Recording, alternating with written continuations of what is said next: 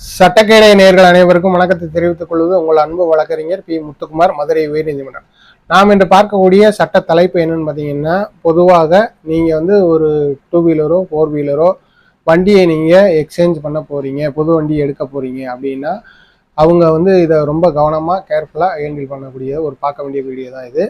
Suppose நீங்கள் பார்த்தீங்கன்னா வேறு யாருக்காச்சும் ஷேர் பண்ணிக்க, முக்கியமாக அவங்களுக்கு தேவைப்படக்கூடிய என்னன்னு பார்த்தீங்கன்னா, நீங்கள் வண்டி ஒன்று ஓட்டிக்கிட்டு இருக்கீங்க, அது புது வண்டி வாங்க போகிறேன் அப்படின்னு சொல்லி ஒரு நியூ இயருக்கு நம்ம புது வண்டி வாங்க போகிறீங்க. உங்கள் பழைய வண்டியை விற்க போகிறீங்க, விற்றுட்டீங்க, உங்கள் புது வண்டியை எடுத்துட்டீங்க. விற்றதுக்கு உண்டான ரசீதும் அவங்க என்ன வாங்கிட்டோம் அப்படின்னு சொல்லி ஷோரூமில் உங்களுக்கு ரசீதும் கொடுத்துட்டாங்க. அப்போ அவங்களோட டியூட்டி முடிஞ்சிருச்சு, நீங்களும் வாங்கிட்டீங்க, நீங்கள் உங்கள் புது வண்டியை ஓட்டிக்கிறீங்க. ஒரு கொஞ்சம் 1 or 2 month கழிச்சு என்ன ஆகுதுன்னா, ஒரு கோர்ட்லேருந்து ஒரு நோட்டீஸ் வருது.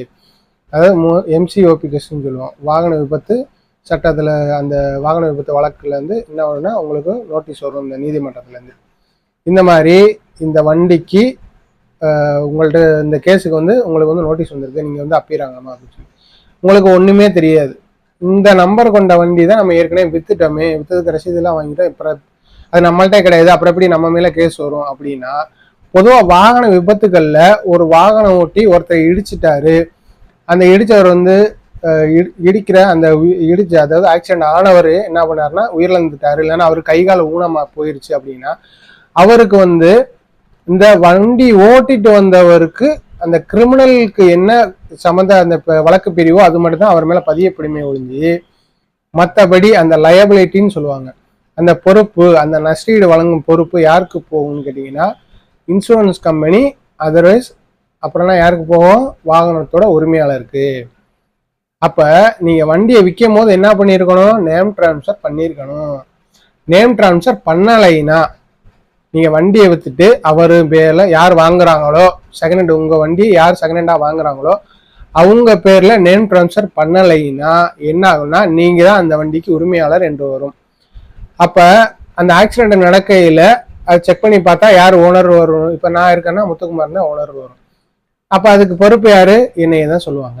வண்டி நீங்க உங்க பேர்ல இருக்கு, அதுக்கு நீங்க விளக்கங்கள் கொடுத்தாலும் நீதிமன்றத்துல ஒரு சில காரணங்களால உங்களோட பேச்சை எடுபடாம போயிருக்கு. ஏன்னா அந்த லியபிலிட்டி, அந்த ரெஸ்பான்சிபிலிட்டி யாருக்கு இருக்கு, வண்டியை விற்கிற நம்மளுக்கு. ஷோரூமுக்கு 2 வீலரோ 4 வீலரோ விற்கிறவங்களோட கடமை என்னன்னு பாத்தீங்கன்னா, அதிகமா முக்கியத்துவம் எதுக்கு கொடுப்பாங்கன்னா, உங்களுக்கு அவங்களோட புது வண்டியை விற்கிறதுக்கு தான் பார்ப்பாங்களே ஒழிஞ்சு, உங்களுக்கு இந்த ப்ரொசீஜர்லாம் நீங்க சார் நீங்க வண்டியை நேம் ட்ரான்ஸ்ஃபர் பண்ணாம இருக்கீங்க உங்களை எம்பசைஸ் வலியுறுத்திக்கிட்டே இருக்க மாட்டாங்க, உங்களை போட்டு அணைத்துக்கிட்டே இருக்க மாட்டாங்க. அதனால நம்ம முடிஞ்ச அளவுக்கு என்ன பண்ணணும்னா ஸ்ட்ரிக்டா சொல்லணும், என் வண்டியை நீ எக்ஸ்சேஞ்சில் போடுறேன்னா நீங்க நேம் ட்ரான்ஸ்ஃபர் கண்டிப்பா நீங்க பண்ணிடணும்.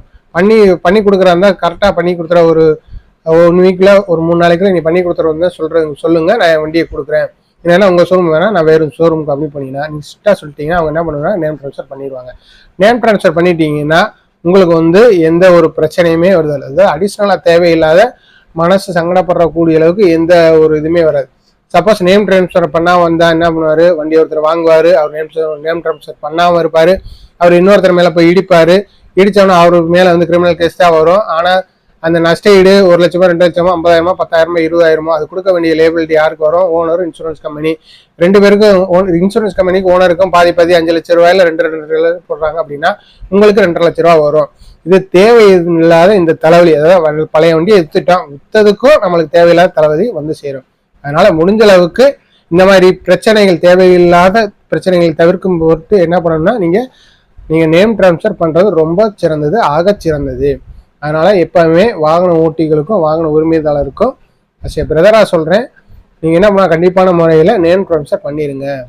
பெரும்பாலான வழக்குகள்ல பாத்தீங்கன்னா என்ன வரும்னா, லியபிலிட்டி ஓனர் லியபிலிட்டி கண்டிப்பாக வரும், மேக்சிமம் வரும். வந்துச்சுன்னா யார் உரிமையாளர் அவங்க தான் பிடிப்பாங்க. சப்போஸ் நீங்க உங்களோட புது வண்டியை எடுத்திருக்கீங்க, புது வண்டியில போய் ஒருத்தரை போய் இடிச்சிட்டீங்க, உங்களோட லியபிலிட்டி நீங்க கொடுக்கணும் அப்படின்ற பட்சத்துல நீங்க உங்க இதெல்லாம் வைக்கலாம்.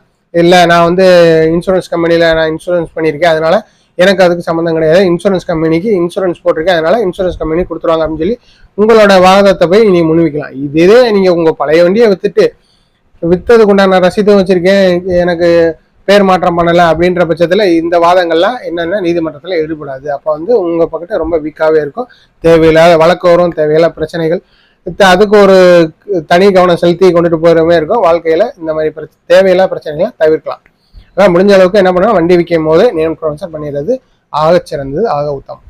நன்றி. மீண்டும் ஒரு பிரயோஜனமான வீடியோவில் பதிவு முறை உங்களிருந்து விடைபெறுவது உங்கள் அன்பு வழக்கறிஞர் பி. முத்துக்குமார், மதுரை உயர்நீதிமன்றம். நன்றி, வணக்கம்.